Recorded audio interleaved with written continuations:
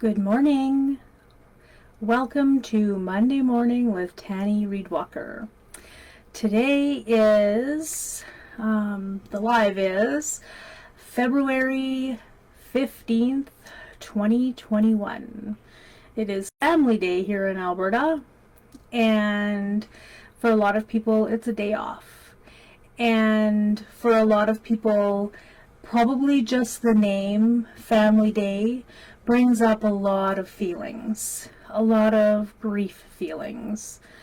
Grief is that internal process, the feelings, the thoughts, the images that are related to loss.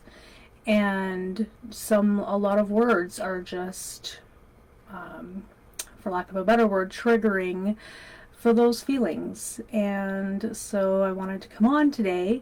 We're not going to talk about Dr. Alan Wolfeld's work today. I know, surprise. I'm going to talk about something that I learned recently that I am super passionate about and really am excited about a new way of thinking. If you haven't seen before, I am Tanny Reed-Walker. I work for FCSS. I am in a large southern Alberta region in Alberta, Canada, and I've been counseling here with this agency for a very, very long while. Our website is www.fcss.ca. Check us out. We have a lot of services, a lot of programs, and we are free, which is such a gift. To have free services for our people is such a blessing. What else? I think that's good. This Monday morning has been going on for many, many months. I'm actually going to take a break, probably for at least March, before I decide what next to move on to. I did have a couple of really great suggestions last week, so I'm going to mull those over. But I think that Monday morning needs to take a little break, maybe change up a little bit. But back to today. So if you've watched my series, you've probably heard me talk a lot about taking care of yourself. That is huge. And it kind of starts to feel like blah, blah, blah, blah, blah. And it's like, yeah, I know I should take care of myself. Yeah, I get it. It's a thing. It seems so simple and so ridiculous that people just kind of start to push it off. And it also sounds like effort. And it is some effort taking care of yourself. I totally agree with that. And as humans, we often just respond, especially if we're tired, to that stress response that's coming. And when you're grieving, and even when you're actively mourning, that stress response is going to go off. So, what did I learn recently? Let me tell you. So, there are 4 ways to torture a human being.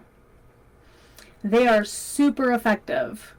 So I'm not telling you this so that you can torture somebody. I'm telling you this so that you can understand where this whole thing is coming from.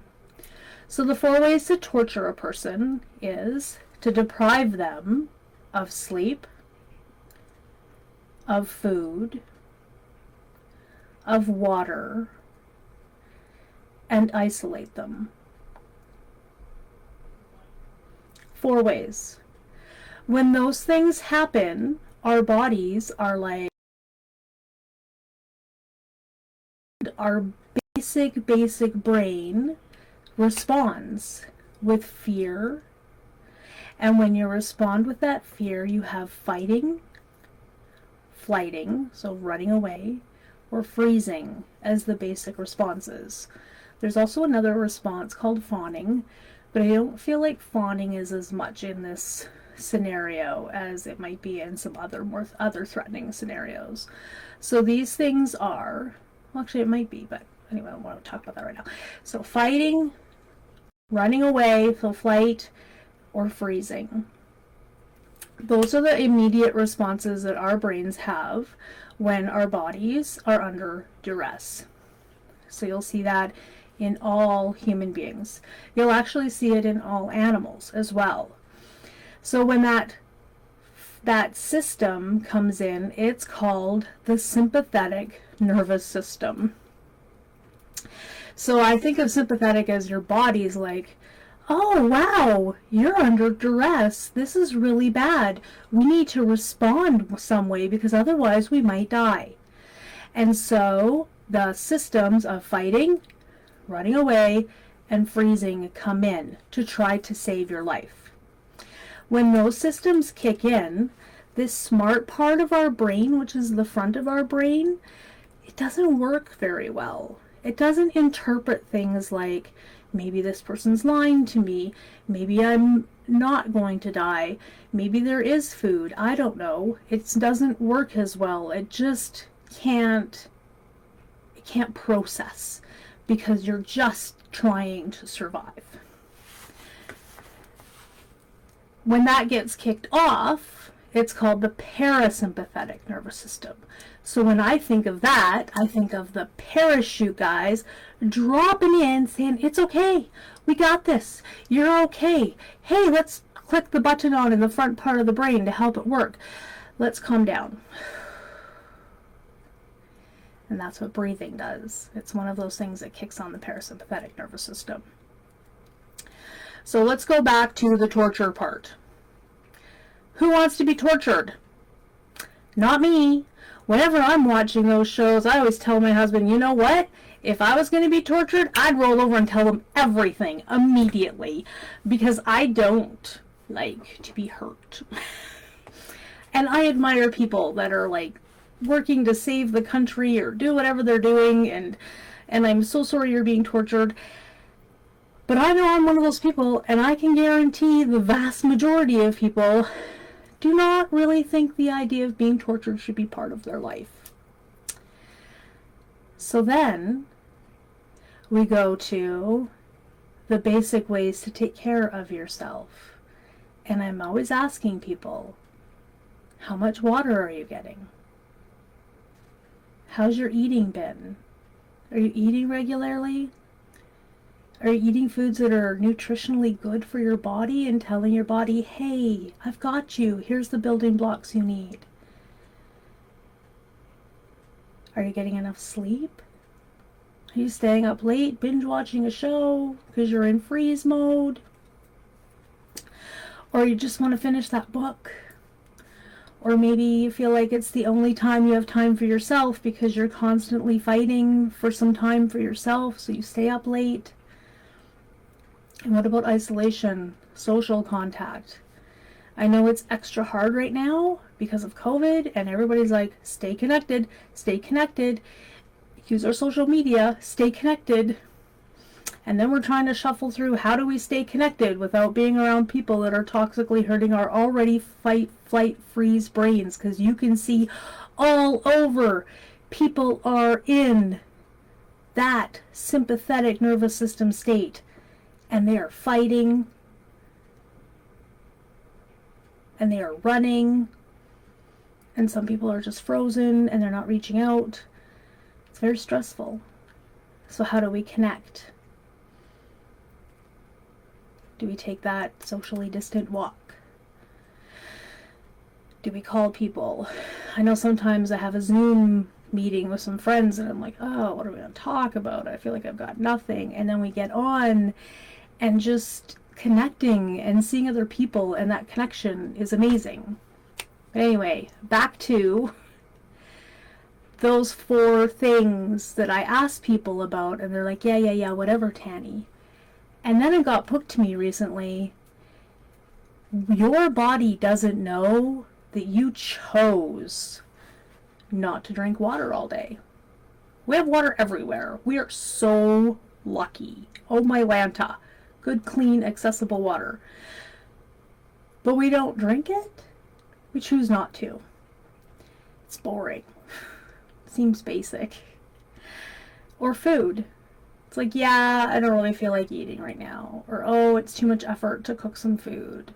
Just going to open up another bag of chips.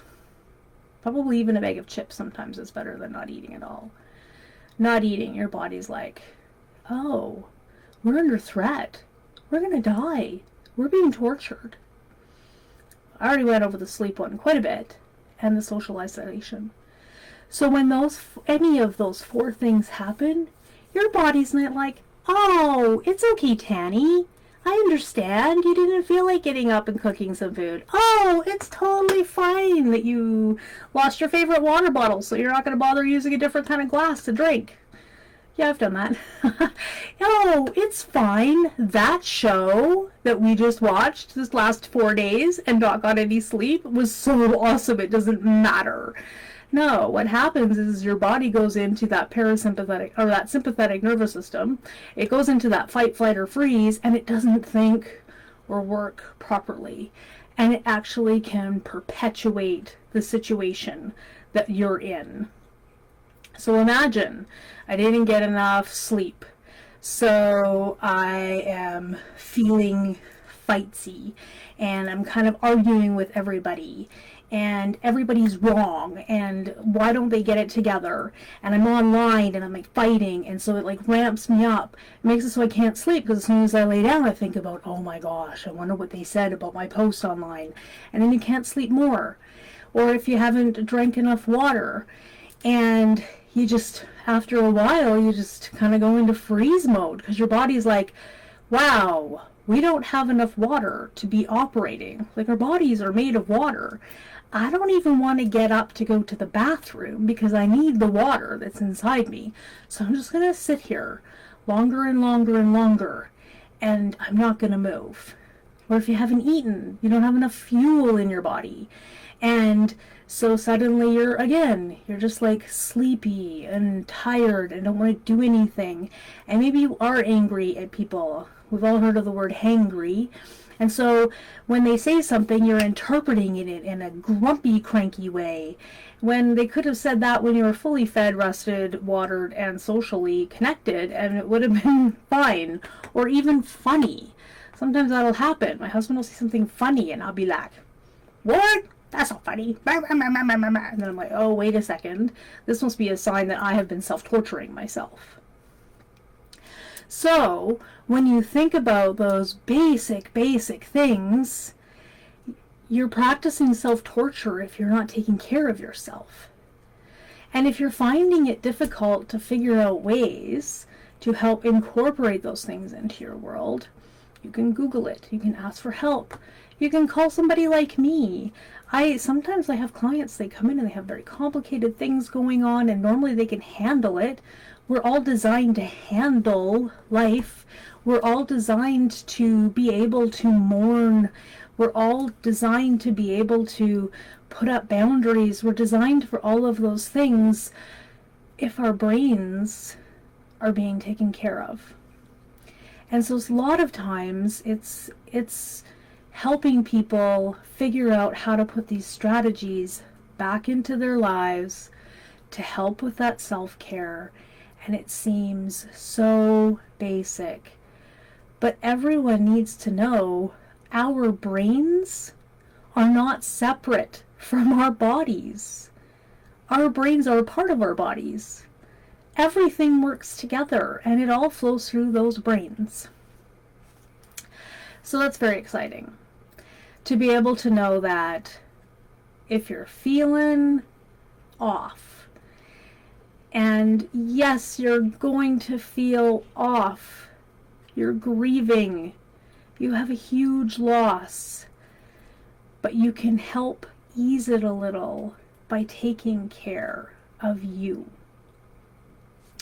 I have one more little bit, and I'll probably be talking about this for the very rest of my career because everyone needs to know about it. So we talked about the sympathetic nervous system. Those are the ones that's a system that's like, oh man, you're under duress. We need to save you. I'm sympathetic to your cause. Let's fight our way out of it. Let's run away from it, or let's freeze so nobody notices that there's a problem. That's the sympathetic nervous system. The parasympathetic system, the parachute guys, they need to come in and save the day so that you don't feel like you're being threatened. And they've got this, so you've got this, and you can relax. Did you see how I just breathe, like took that big breath? My brain already is like, oh, I know, parasympathetic means I need to breathe. So the cool thing I learned is it's not just the oxygen that helps, although pure good oxygen is amazing.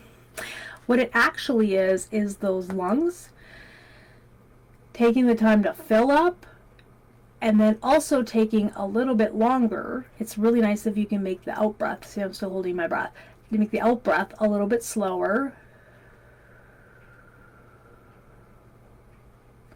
so you can melt in. So if you try it, take a really big deep breath. Imagine it filling all of you, all the way to your toes, the ends of your fingers, the top of your head, all of you. And then slowly let it out and feel all of that air coming out of your body. See how it's falling? My body's falling. All of the air's out. So that is your body signaling to your brain, that part that is stressed out, that everything is okay. You are safe. You are safe. You are safe. You are safe. Animals get to do that automatically. They don't have to think about it. Lucky them. A cat will like see an animal, a predator come, and it will run, or it will turn around and hiss and fight. Or, I don't know if I've ever seen them stop. Yeah, I guess they will stop still. So it'll do one of the things, and as soon as the threat moves on or goes away, or they've got up in the tree, they automatically take that breath. I was talking with some people recently, and they're like, they'll often shudder. It's just like, oh, get all of that feeling out. But there's a breath that is involved.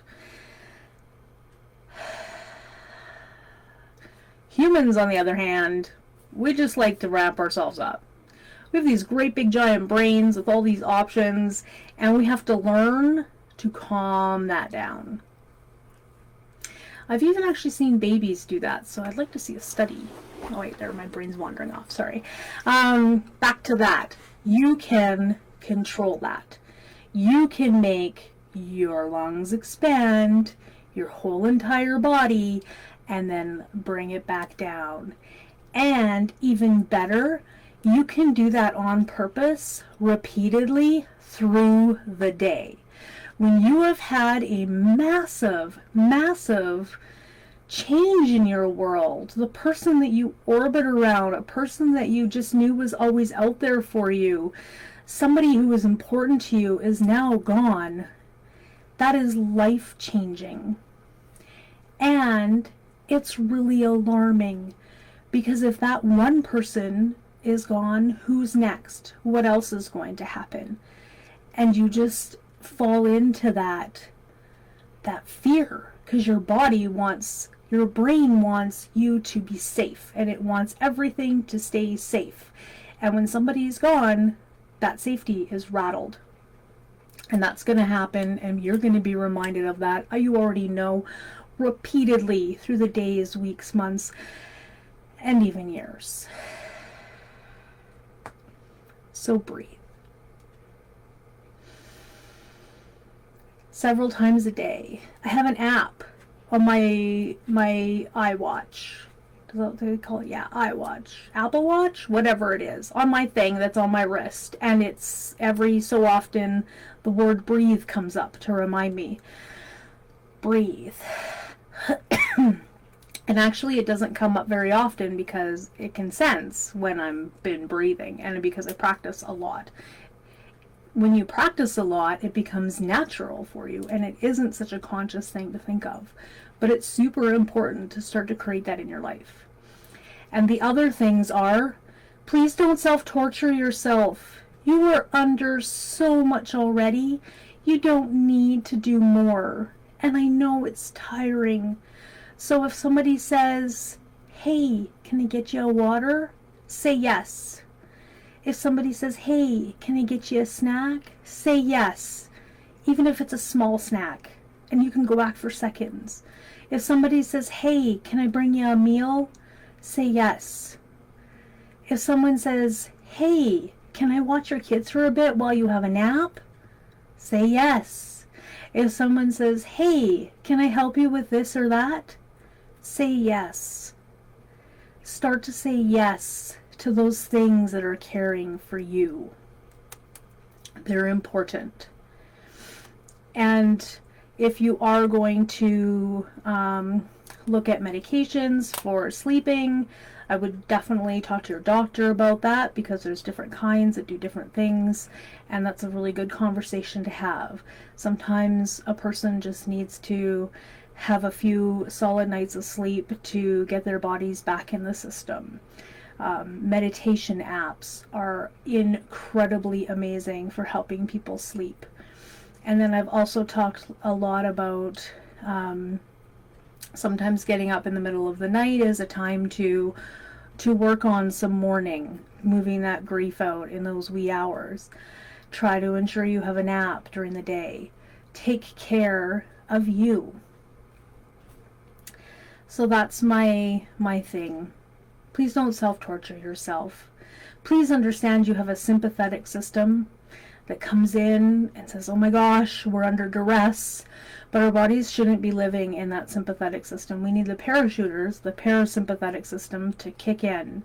And we can do that by, first of all, not activating our sympathetic system. So remember, regular water, regular food, really good sleeps, and social connection. And then when you are feeling that system has ramped up, you can trigger in your parachuters. Deep breathing. Forward folds are amazing. Sometimes when I'm in the middle of a stressful meeting, thank heavens for Zoom now, I can turn my camera off and I can go do a forward fold and breathe. And then I can come back to my meeting and I'm calm again. It's been a lifesaver during these times. So please take care of yourself. And of all of my videos that I've done, I really feel like this is such a basic, important one to share. Please share it. This is the top of my list for people. It seems so basic, and I just love that there's other ways to talk about it, so I don't just sound like somebody who's being a patronizing mama. This is our biology, this is our humanity, this is our brain, this is us, and we are important. You are important, and you deserve to have as much support and as much care for yourself to get through this really hard time. So that was big today, and I appreciate you. I appreciate you taking this time. I appreciate you going all the way through the video with a Tanny rant, and I appreciate you sharing and supporting other people. You are a human and you are important. I have one more for sure to do with my book, Loving from the Outside In and Mourning from the Inside Out by Dr. Alan Wolfelt. And just reminding you that I'll be taking a break during March. I just want you to know that. And until then, I hope you have a really good week. Take care of you. And if any of you see this video and you're watching next week, I'd love to hear how you shared. I'd love to hear you share how you took care of yourself, and if there's anything cool that you learned from this video. Bye.